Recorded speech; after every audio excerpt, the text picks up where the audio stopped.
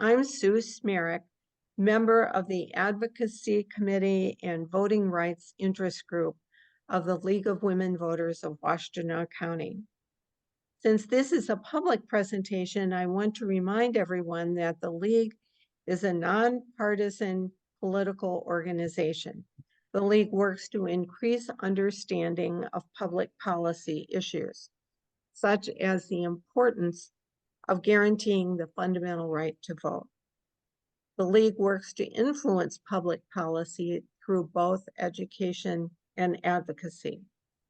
To further our education goal, we're pleased that Ed Golembiewski, Director of Elections for Washtenaw County, is here to speak to us tonight about election security, threats faced by the Washtenaw County election workers, and ways League members and members of the public can help during this election year. Ed is the Chief Deputy Clerk of Washtenaw County and in charge of elections for all of Washtenaw County. This year, in addition to their usual work, Ed and his staff worked tirelessly to implement the new laws that implemented Proposition 2, including running 9 days of early voting for all but 4 of the cities and townships in our county. Ed will be speaking to the important issues of election security, threats faced by elections workers in the county, and what we can do to help this year. So with that, I'm pleased to turn the program over to Ed. Thank you very much, Sue, and thank you to the League of Women Voters of Washtenaw County. Thank you to everyone that's joined today on a very beautiful evening. So thanks for spending an hour with me learning about election security. Hope everybody enjoyed a great view of the eclipse this afternoon. I watched it with my kids in our backyard. We took them out of school early today, my wife and I, and spent a little bit of time watching it. It was a great experience. Hope you all had the same. Let me share my screen. I'll share my presentation with you all. Like Sue said, I am happy to answer questions that you have. Holding them to the end certainly makes sense out of respect for everyone's time. So write things down. If you do have something that you'd like to ask, jot it down and feel free to ask later on in the presentation. I will try to take as many questions as I can. So without further ado,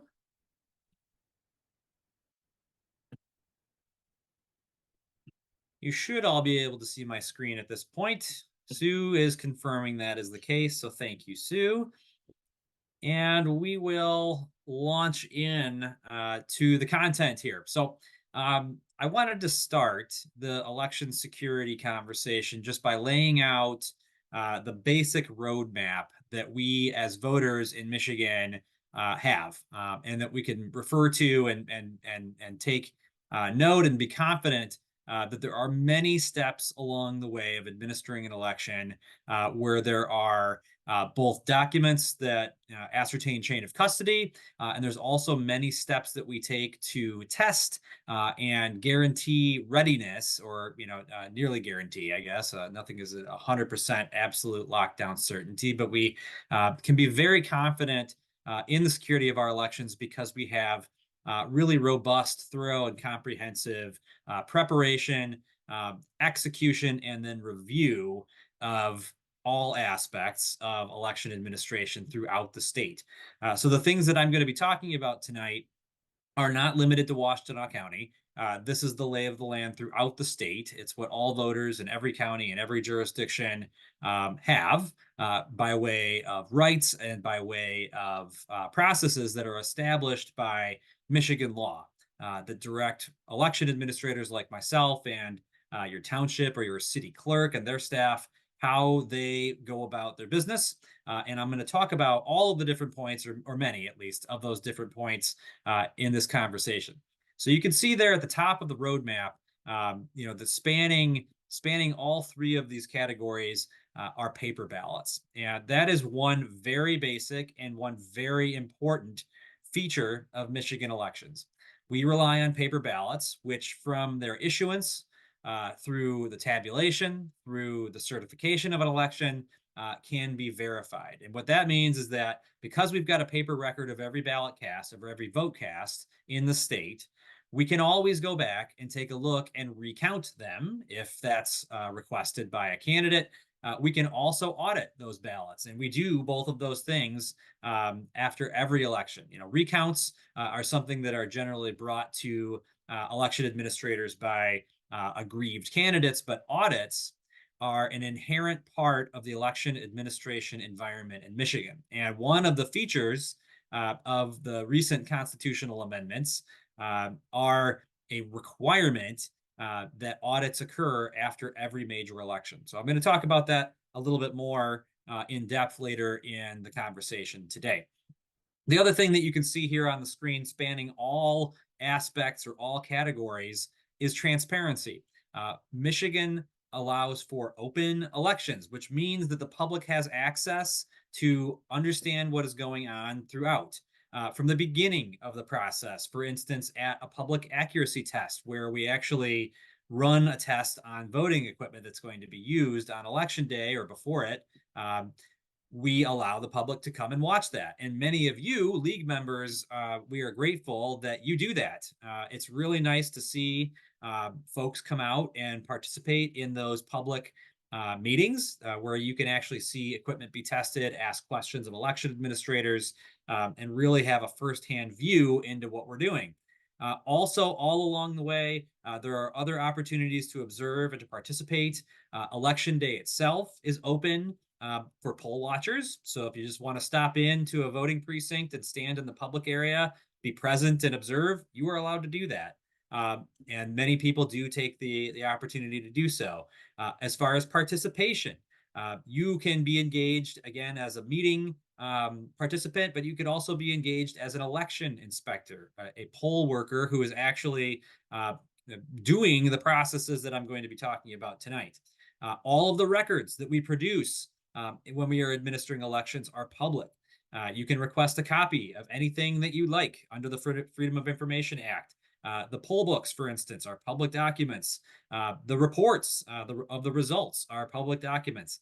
All along the way, we are creating public documents that can be released and are to back up what we are saying, to back up election results. And there are boards involved in this process that I'll talk about as well, that consist and are comprised of both major parties that have a say in approving things and doing the work, so that we can be sure that one party isn't taking advantage of the system, for ill-gotten gains.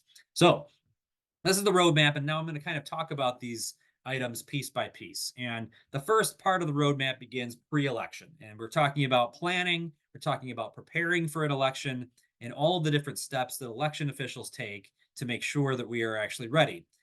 It starts with the ballot design, creation, and distribution to clerks. The county clerk's office handles ballot production and distributes ballots to city and township clerks. Prior to printing them, the Washtenaw County and every county election commission meets and adopts and approves those ballots after doing a careful review of them to make sure that there were no omissions, problems, etc. From there, we hand off ballots and programming materials to the city and township clerks all across the county. And those folks will begin to do logic and accuracy testing. In addition, the county does logic and accuracy testing on certain parts of the system, including the election management system that's used to actually create the ballots in the first place. And we also do logic and accuracy testing on the equipment that we use in early voting throughout the county. But the cities and townships are all individually in charge of conducting this accuracy testing to make sure that the program is going to operate properly and that the ballots that they have can be marked by voters and their votes recorded in the correct way. So we go through a very detailed, very thorough process. Sometimes it spans days of testing and preparation just to get the polling place equipment ready to go. We also establish continuity of operations plans.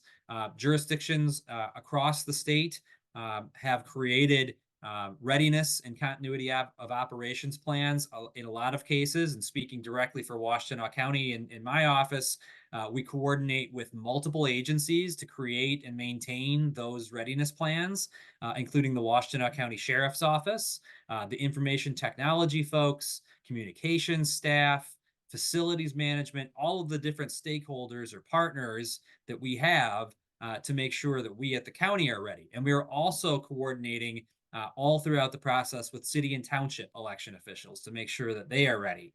And we have backups wherever we can. We've built redundancy into reporting systems, and we are ready before Election Day and thoroughly tested. We do stress testing on certain pieces of the election system, and we conduct training. And this is a huge part of security, really, because we need to make sure that the folks that are actually working at an election, so the poll workers, understand their role, understand what voters can and cannot do, what poll watchers can and cannot do, and how they need to comport themselves to make sure that we have integrity in the election process and system. So we do very thorough training of all of the poll workers. In addition to that, the state of Michigan requires that every election official be accredited and certified to be able to administer elections in the state. And that includes a lot of work related to security readiness and preparation. We've got partnerships with the state. Those folks at the state, the Bureau of Elections, are fantastic. They have a great team that is very supportive of county and city and township election officials. They've got great partnerships in place with us. They have cybersecurity staff that we work with. They have, of course, at the Michigan State Police, they've got details there that work on election-related matters. In fact, I was just at a tabletop exercise that included members of the Michigan State Police Office, as well as election administrators from all over the state, at the county, city, and township level, and at the Bureau of Elections. We all got together in Lansing on Friday and had a tabletop exercise, which essentially is just kind of role-playing out a bunch of different scenarios that could happen on Election Day or before Election Day related to security, physical security and cybersecurity. So those are really helpful.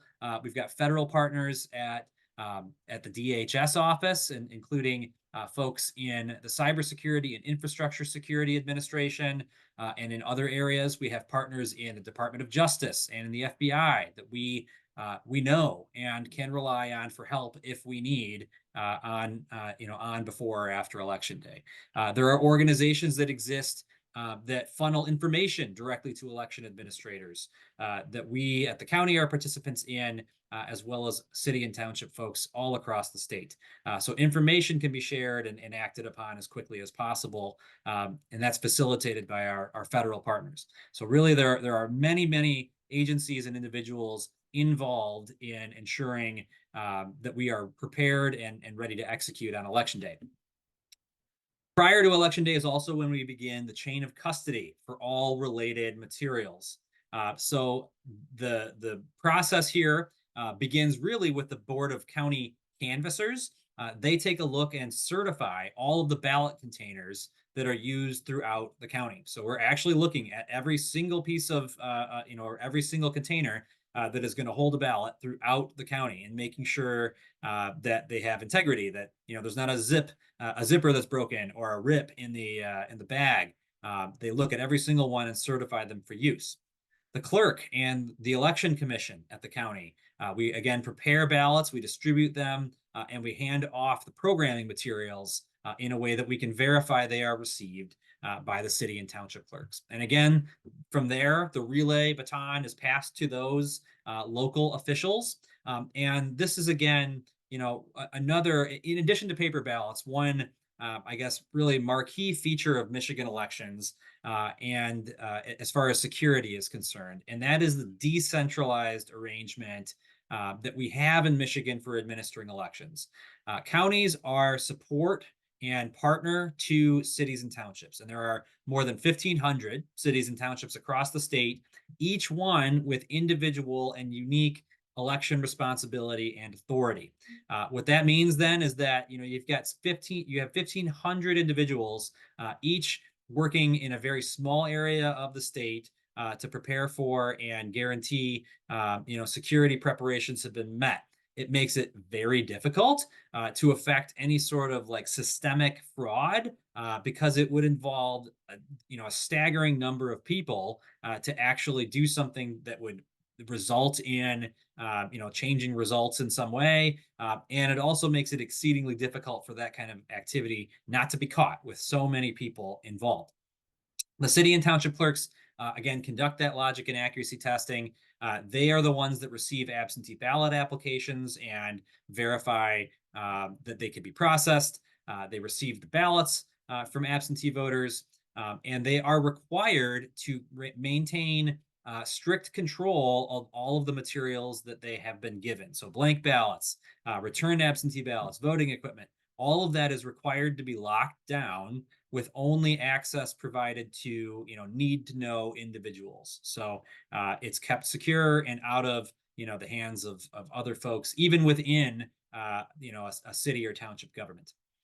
And the city or township election commission is also responsible for appointing all of the poll workers that are serving at the polling places on election day. And they are required to appoint a bipartisan group. So there have to be Republicans and there have to be Democrats included in the composition of each polling place assignments. So polling places have that bipartisan makeup. Now, election inspectors or poll workers can also represent the minor parties that have ballot access in Michigan, but there are certain steps in the election administration process that are required to be completed by a Republican working together with a Democrat, hand in hand, essentially. For instance, sealing ballot containers and completing the paper poll book record. There has to be a check and a balance, so both parties represented in signing off on that documentation within the chain of custody record. Also part of the pre-election chain of custody proceedings, absentee ballot security. I always like to make sure to remind folks that this is a process that does involve humans. It does involve humans receiving the ballot, obviously, and the method of verification that we have in Michigan by law and by constitution is that voters must sign their absentee ballot application and they must sign the return envelope that they submit their ballot back within. And from there, it is the election official, the city or township clerk, that's responsible for making sure that that signature matches the voter's record.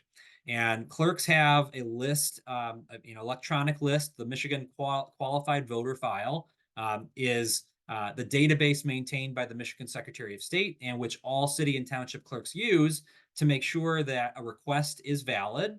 It's been sent by the actual voter, and that the signature matches what the voter wrote down when they obtained their driver's license or state ID. If a voter does not have a state ID or a driver's license, they would be checking the signature against the voter's paper voter registration record that they had submitted. And before a ballot or an application is processed, that signature verification occurs, and then the ballot would be processed. If a signature cannot be verified for some reason, if there's a deficiency, if the voter submitted their ballot but they didn't sign the envelope, or the signature just doesn't look like it matches, the clerk will stop right there, and they are required to notify the voter that there is a deficiency, and the voter has an opportunity to cure that deficiency up to a period of time, a couple days after election day. So even if we find that a signature is missing or it doesn't match, we're going to do our best to try to work with the voter. The voter is going to get an opportunity to come and cure their signature problem. However, if that signature is not cured by the actual voter themselves, we are not going to count their ballot. It's just as simple as that. We have to be able to rely on the authenticity of the signature before we're going to count a ballot. And all of those ballots are processed by the bipartisan boards of poll workers that are working on election day or before election day to do that work. On election day itself, there are a number of key features here for security. And the top one here is, again, that bipartisan group of poll workers acting as a check and a balance on one another, working together to document what happens on election day, to tabulate the ballots, to make sure that the total number of ballots that were cast matches the total number of voters that came through the line, to make sure that election law is being upheld, to check voters' photo ID if they have it, or to make sure voters are filling out the affidavit of voter not in possession of ID if they don't have their photo ID with them. They are there to maintain order on election day, and they work in coordination with the city or township clerk, the county clerk, as well as the state. There is a clear chain of command that's communicated in training to poll workers so that they know who to call and when if they have a problem. If it's physical security, obviously, they know to call 911 without hesitation. And if it's a problem that's more related to process, a voter just doesn't understand something that they are being told about how the voting process works, or there's an issue that someone just doesn't understand, the poll workers are always in contact with city and township or the county clerk's office to make sure that we're dealing with all of those situations as quickly as possible. At the end of the voting process, we publicly display all of the unofficial election results from the ballot tabulator. So when the voting is complete at 8 p.m. on election day, the poll workers are shutting down the ballot tabulator, and the first thing that they do is print the unofficial results tabulation before anything else happens. And they put that up and are instructed to put it up on the wall so that anybody present can take a photo of it, can take a look at it, review it. And that is the unofficial result before certification, but it is, again, part of the chain of custody, part of the official records of the election that are available to the public. Throughout the process, poll watchers and challengers, and including at the end of the process, those folks can be present to make sure, being eyes looking over the shoulders of poll workers to make sure that they're doing things the way that they're supposed to, and also to make sure that nothing out of line is happening in the voting precinct and polling place. Challengers are appointed by the political parties or interest groups that register in advance. Poll watchers, however, just can be anybody. Anybody that's interested in observing the closing of a polling place, you can just go and watch it and make sure that things are going according to Michigan law.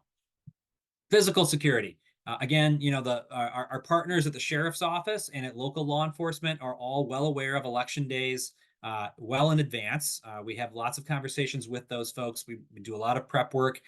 And in many cases, we ask that sheriff's deputies or local law enforcement, make stops in the parking lot of polling places. We ask them not to linger unless there's a reason, but they are making rounds. They are aware, and they are ready to respond to problems if they occur. And of course, again, we instruct our poll workers to make sure that they are contacting law enforcement if there ever is an actual need. And I will tell you, in my 19 years of experience administering elections, specifically here in Washtenaw County, there's really only one case that I can think of an actual like violent altercation that happened at a polling place, and it was between two voters that got into a minor scuffle outside in the parking lot that had disagreements about who they should be voting for. A little fight over candidates that were on the ballot, and it ended without any significant issue.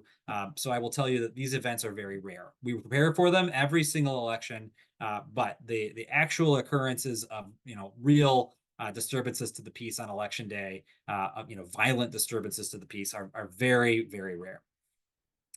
And we then continue the chain of custody on election day from the poll workers to the city or township clerk, and then to the county. So what the poll workers are doing at the conclusion of each election are verifying and sealing up the ballots. The seal numbers are all documented. They are printing not only that report tape at the end of the night that shows the vote totals, but at the beginning of the day, they are printing a zero report that shows that there have been no votes preloaded onto the device before it was used. They are issuing ballots that have a unique serial number that are assigned to voters as they come through the line on election day. And they tabulate absentee ballots by verifying the signature was verified by the clerk.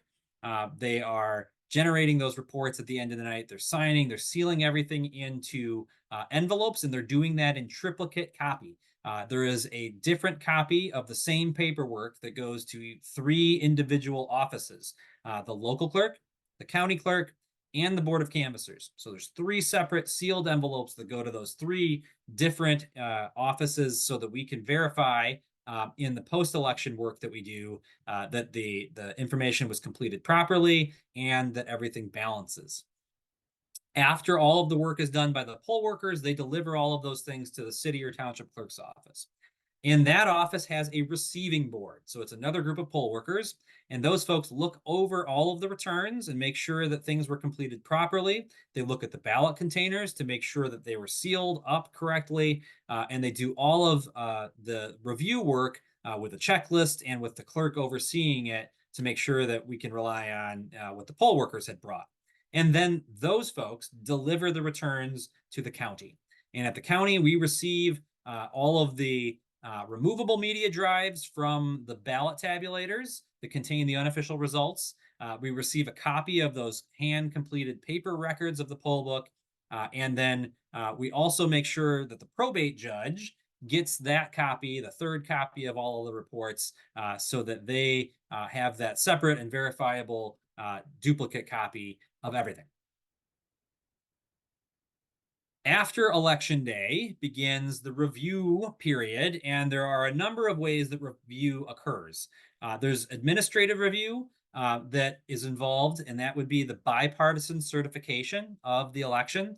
So what that means is that the canvassers, 2 Republicans and 2 Democrats that have been appointed by the Washtenaw County Board of Commissioners, those folks take a look at every single envelope, every single return from all of the early voting sites, from all of the polling places, and from all of the absentee voter count boards.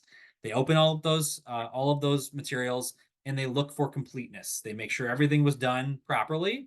If they notice a discrepancy, they investigate why. So, for instance, if the number of voters showed 100, but the number of ballots cast was only 99, they would be stopping that process and trying to figure out where that one ballot is. Why wasn't it accounted for properly? Did a voter leave the polling place with their ballot without tabulating it? That happens almost every single election.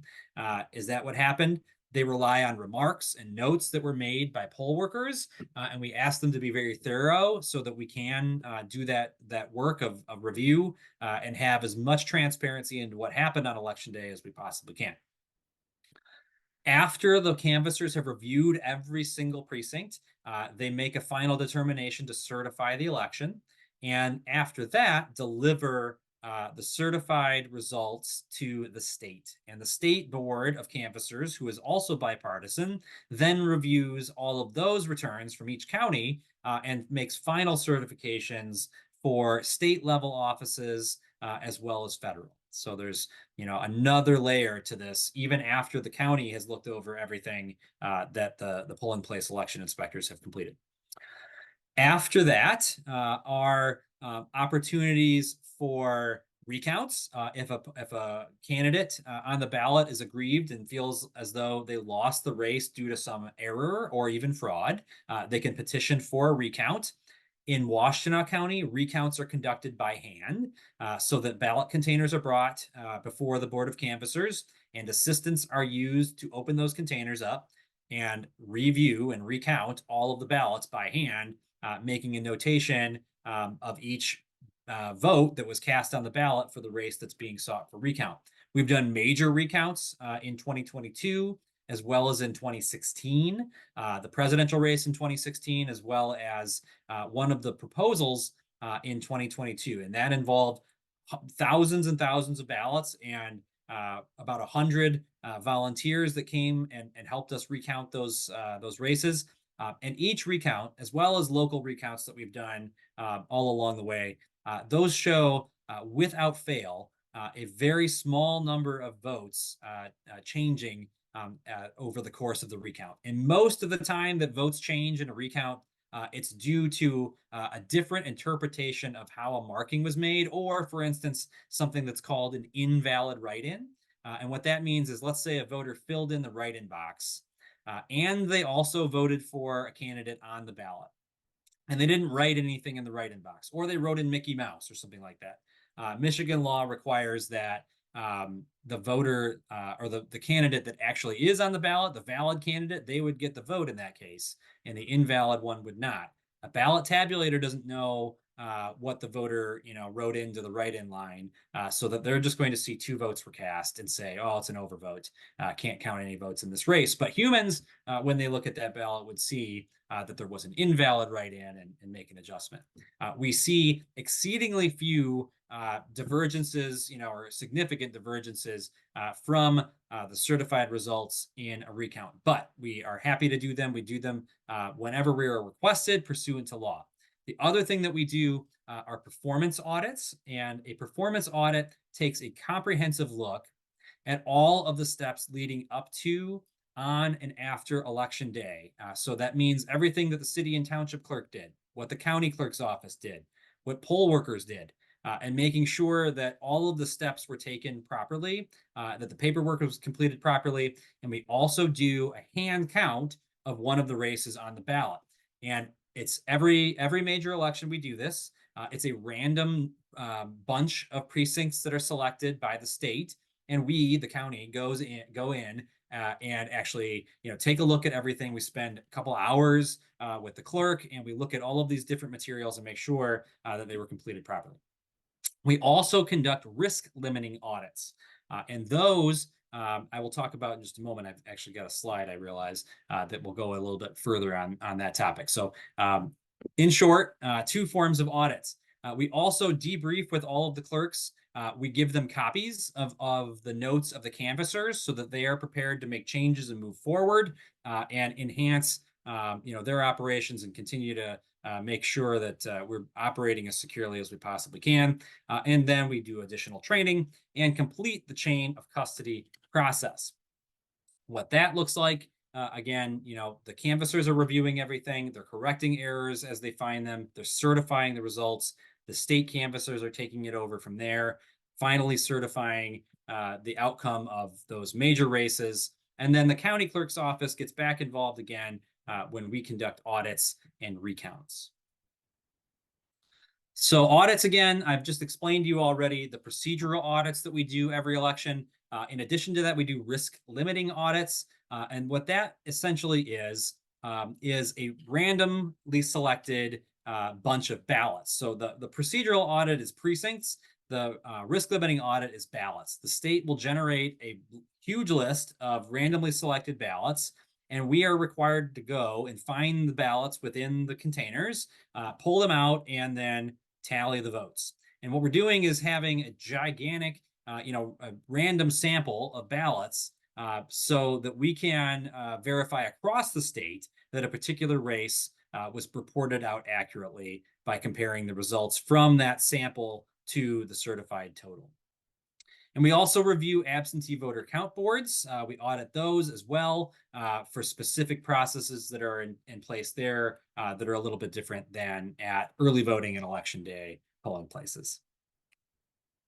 And with that, I'm going to end here in just a moment. I know you also were hoping to hear me talk about physical threats to poll workers, and I'm very pleased to say that we have had no specific, credible threats made against poll workers here in Washtenaw County, nor to election officials. Now, do we get grumpy people that are upset with how things went? Absolutely. Are there voters that show up to polling places that get mad about some aspect of the process? Absolutely. And can they be hostile sometimes? Sure.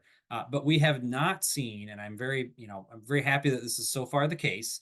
We have not seen instances of physical violence or even threats made against polling place election inspectors, and really not really against election officials either.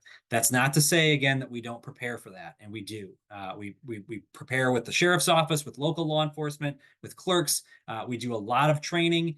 We try to teach election inspectors as much as we can about how to de-escalate tense situations, and we work with our federal partners to be aware of any threats that might be coming on a more national scale. We take steps every election to make sure that we are ready, and we are. But I am happy to say that we have not experienced that sort of activity. But again, we know that this is a tense election year, and it will only be more tense as we move through it. we will continue to be looking out for poll workers and making sure that we take steps to protect them if that's necessary. But we are looking at that as an issue every election and have for many years. I think there was also an ask to discuss how you, as the league or as league members, can be involved in helping. And what I would say, and I say this a lot, is to participate. The more folks involved in this process that know what is going on, that have been in these kinds of conversations, hearing from election officials what we're up to, that are talking about it with people that they know, that come to logic and accuracy tests, that help on election day as election inspectors, that come to the canvas and watch the proceedings there and see how the election is certified, and that are out and about, even at polling places observing as poll watchers, that are participating in the process. The more people, the more calmer minds, the more individuals that have educated themselves on the process that are involved, the easier our jobs as election officials are. So becoming involved as a poll worker is easy. You can go to washtenaw.org/poll worker and declare your interest. We will connect you either with a city or a township clerk, or we will consider hiring you at an early voting site the county is coordinating. So please declare your interest there. I will drop it in the chat here as well.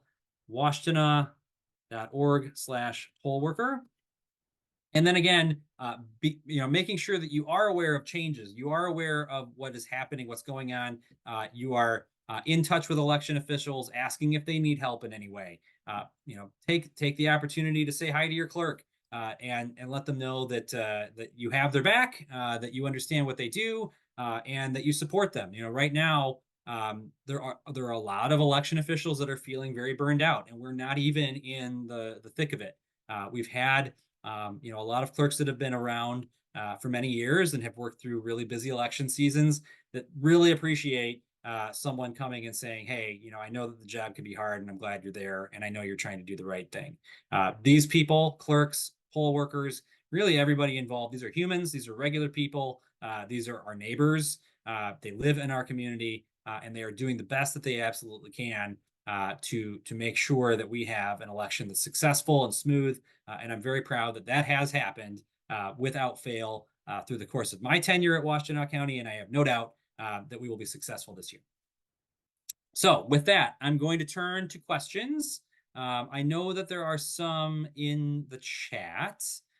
So I'm going to start there. I also see that a hand is raised, but I think that was toward the end of the presentation here. So I'm going to get to that hand last and then turn it over from there. And the first question, can you describe the role misinformation and disinformation plays in voting rights? And this is a huge problem or a potential problem. As we all know, misinformation and disinformation is widely shared on social media. It has been during election cycles. Every major election cycle has experienced this since 2016, maybe before, but it's when we started to pay more attention and realize what was happening. So again, this is where education comes into play, and finding information from trusted sources is so important because it can mean the difference between having your rights infringed upon or not. For instance, if there's some suspect communication on social media that tries to mislead voters into thinking that election day is canceled or their polling place has moved or whatnot, that information can cause immediate harm, and it's really important for people to understand where it's coming from and to double check their facts wherever they are getting them from to make sure that they're from an official source. And we are watching and working with federal partners as it relates to AI. It's a huge topic right now for election administrators that are concerned about what's called generative AI, creating false or what seems to be like maybe an election official or a candidate saying something that they didn't say, impersonating their voice. There was a situation that already unfolded on the East Coast, the case of President Biden's voice being impersonated using generative AI. And again, it's really difficult for us to stop that. So what we can control is our reactions to, or the best of our ability to control our reactions to the media that we are consuming, and to make sure, again, that we are seeking out media that is trustworthy and reliable and multiple sources for it. And if it seems impossible to believe, if it seems outrageous and crazy, probably is. So, make sure, again, that you're doing your fact checking. And election officials this year are going to continue to be pushing as hard as we can on outreach to make sure that voters know where they can find reliable information. A huge source for reliable information is the county or the city or township clerk's office, and especially michigan.gov/vote. That is a repository for all sorts of personalized voting information that voters can see. So if you want to look up your voter registration and know that you are registered to vote, maybe you get some weird robocall that says, oh, you've been canceled or something like that. Don't believe it, go check and make sure of your registration just simply by going to michigan.gov/vote. It's also where we share sample ballots and a whole host of other pieces of information specifically for each voter. So again, take the opportunities to educate yourselves and talk about it with other people where they can find reliable information. What will happen with the request to purge the voting rolls? Well, in Michigan, this is strictly controlled. There are no random purges that can just be, affected because somebody says we ought to do it. In Michigan, voter rolls are maintained regularly. What that means is that if you happen to pass away, the death record will be processed and acted upon by the county, and you would be canceled. If you move, and you update your voter registration. Let's say you move from Ann Arbor City over to Ypsilanti Township. You update your address when you change your driver's license, or you update your driver's license. That is tied to the voter record as well, and we're going to move you over. We maintain the rolls all the time.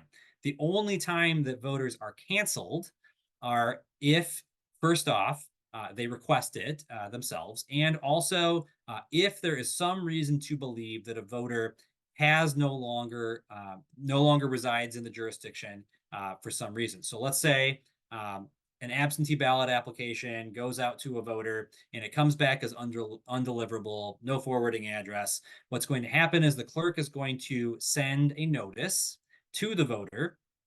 Again, we're not just going to take that first mailing as all the evidence we need. We're going to send them a notice, and the voter has an opportunity to return that notice up to 4 years later, or go and vote up to 4 years after we have put them on what's called the cancellation countdown. So we're not purging any voter without due process and opportunities for the voter to either participate and verify that they are still registered or are still qualified in the jurisdiction, or to submit that notice back to the clerk to confirm it. Or maybe they'll say, yeah, I really did move on, and so you can cancel me. I'm going to register at my new spot.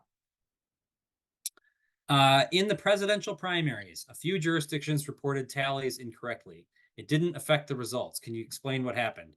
I'm actually not entirely sure what the basis for that question is. There were not really any incorrect tallies that I'm recalling. And maybe, I can ask you to unmute and clarify that question. This question's from Arnold. Do you want to clarify that for me? Yeah, I did the observation when the Board of Canvassers met, and I think you had final tallies from some jurisdictions where they might not have broken down the vote for in-person mail ballots or the 9-day period for early voting. Is that right? Correct? Am I? Yeah, that's correct. But the vote tallies themselves are not inaccurate. Right. What's certified is the accurate and official record. But yes, a couple jurisdictions made a mistake about how they program their equipment, so we couldn't separate out in the reporting what was absentee and what was in person. And so it's a training point for them, obviously, moving forward. Now, those ballots are public record, so after the election is released from certification, if one wanted to take a look at all of the absentee ballots that were tabulated and all the in-person ballots that were tabulated, they certainly could.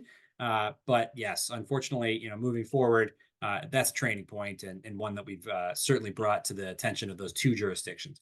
So good dry run for the August primary in the general election. Certainly. Okay, next question. How fast is 911 prepared to get to polling places when they're called? You know, I think we've got a great dispatch and response across Washtenaw County, certainly at the sheriff's office. Local law enforcement serves the city of Ann Arbor, Northfield Township, Pittsfield Township, Ypsilanti City, and a number of other jurisdictions all have their local law enforcement involved, and I'm assured that call times are that response times are reasonable. The other thing that we ask is for the sheriff's office to schedule, and they do, additional deputies on election days so that there are more folks out and about and ready to respond than there normally are. And those folks are assigned to election detail. So I mentioned this earlier, you know, we kind of asked for some, you know, drive-throughs, make sure, you know, you cruise through the parking lot, make sure things are okay from time to time. Those deputies are out circulating and ready to respond if there happens to be a problem. Signatures on the outside of the envelope seem not very secure with respect to privacy. Can you comment?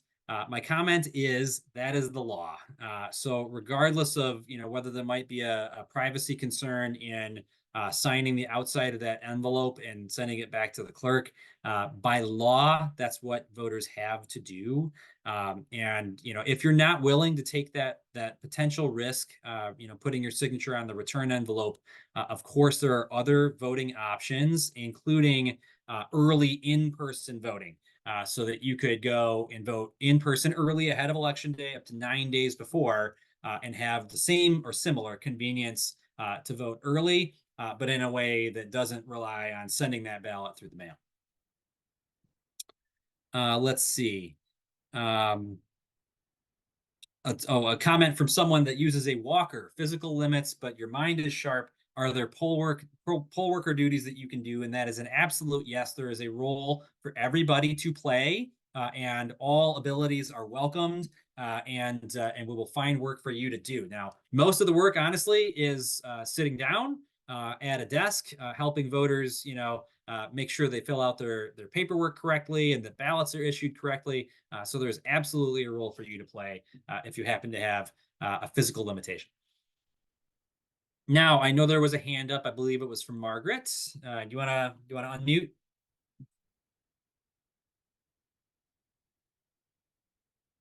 I don't have a question. All right. Are there other questions? I've exhausted the chat. Happy to Sarah, call on anyone else. Sarah Fink was collecting some of the questions. Sarah, do you have Okay. any others?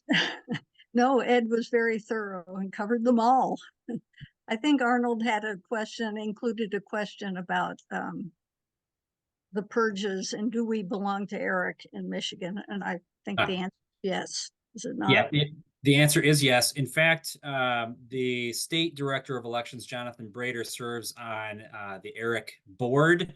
And what the ERIC system is for the less initiated, essentially that's just an interstate cross-check and sharing of voter information. So periodically, we'll get information from other member states. And I think at this point, I think there's 21 of the states that are partners in ERIC. They'll send us voter information. We send them voter information and we compare. So if someone has moved to one of those member states, we're going to get notification and we will start the process of canceling them. They'll get a cancellation notice. They get their 4 years to tell us whether they've really moved or they haven't, etc. And again, we're sharing information as well.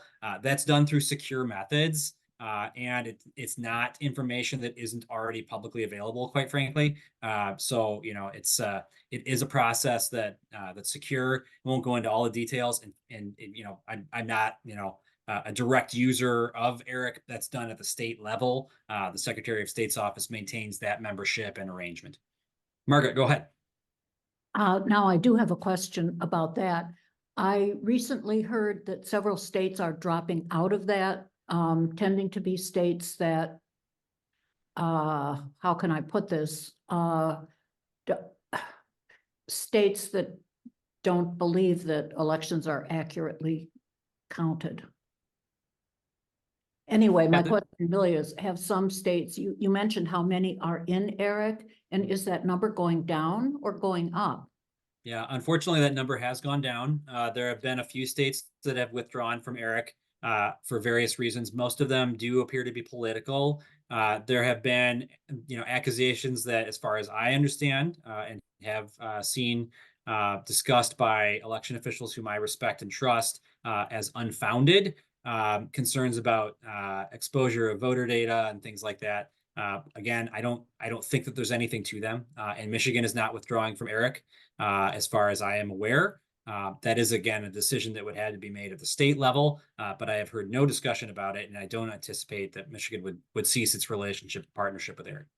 But it is possible to find out which states are in it and therefore which ones aren't, correct? Oh, yes, certainly. Yeah, Yeah, okay. ERIC has a public website. It's actually very thorough. You can go there and take a look at all of the current members. Thank you. You're welcome. Okay, And I any other think that's- questions?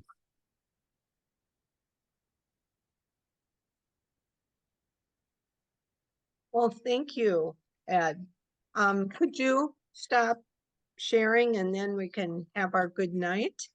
There we go. We can see you. Thank you so much for sharing your special insights and knowledge about the election and election security and what we can do to be helpful. And thanks to our wonderful tech team for making sure everything ran smoothly. And thanks to all of you for coming and joining the program. This presentation has been recorded and will be available on the Washtenaw League's YouTube channel in a couple of days. Please join us again next month on May 13th at 7 o'clock on Zoom for a presentation by Margaret Leary, Librarian Emerita at Michigan Law School and our presentation coordinator of the League of Women Voters, Washtenaw County. She will be presenting on the topic, an update on the process and challenges to the Independent Redistricting Commission. So thank you again all for coming and good night.